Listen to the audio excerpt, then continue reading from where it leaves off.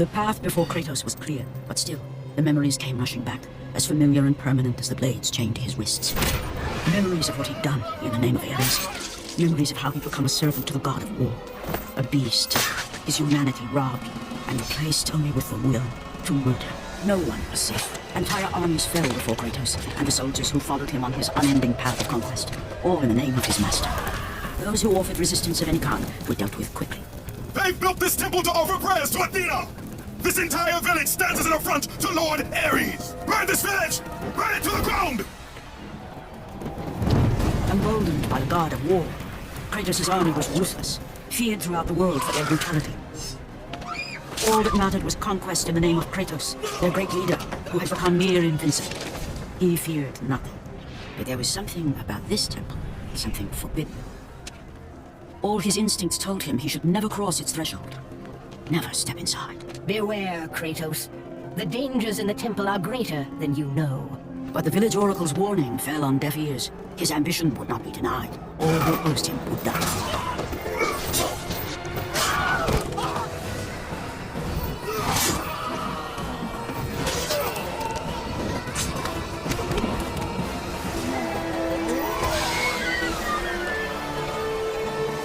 In that instant, the glory he had reveled in turned to horror.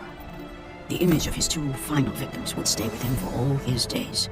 With that act, Kratos knew he could no longer serve his master. He had but one calling now, the death of Ares. He would murder the god of war. Ares, you will die for what you did that night.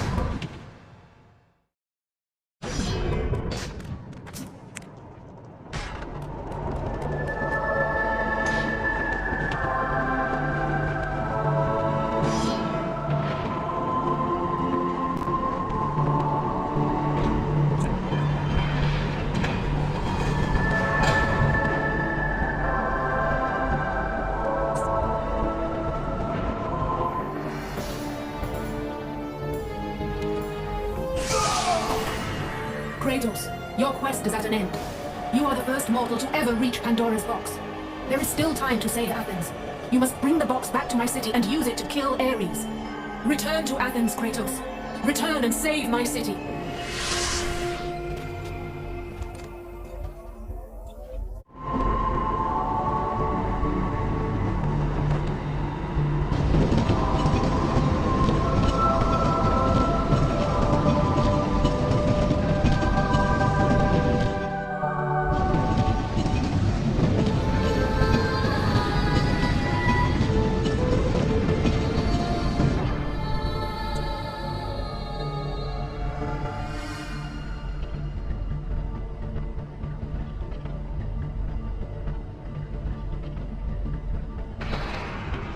You must bring Pandora's box back to Athens, Kratos.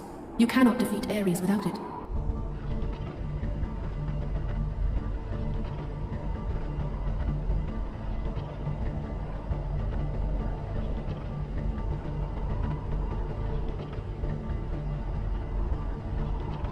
After 1,000 years, Pandora's box was at last freed of its confines.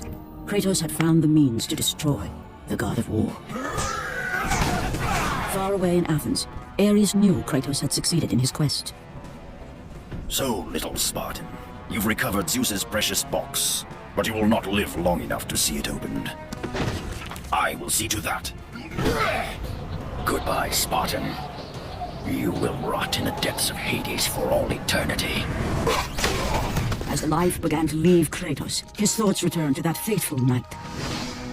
Even in death, the memories, the visions would not fade. For how could he forget spilling the blood of his own family? A cruel trick orchestrated by the god of war. My wife, my child. Oh, they would have been Spartan. You are becoming all I'd hoped to be, Kratos. Now, with your wife and child dead, nothing will hold you back. You'll become even stronger. You will become death itself. But as the flames consumed the temple, Kratos realized his true enemy was the god who once saved his life. The same god who had now taken everything from him. Ares! From this night forward, the mark of your terrible deed will be visible to all. The ashes of your wife and child will remain fastened to your skin, never to be removed. And with that curse, all would know him for the beast he had become. His skin white with the ash of his dead family. The ghost of Sparta had been born. In the end, in death, he had failed. As the minions of Ares claimed Pandora's box, Kratos' life faded, and his cursed soul was cast into the fires of Hades.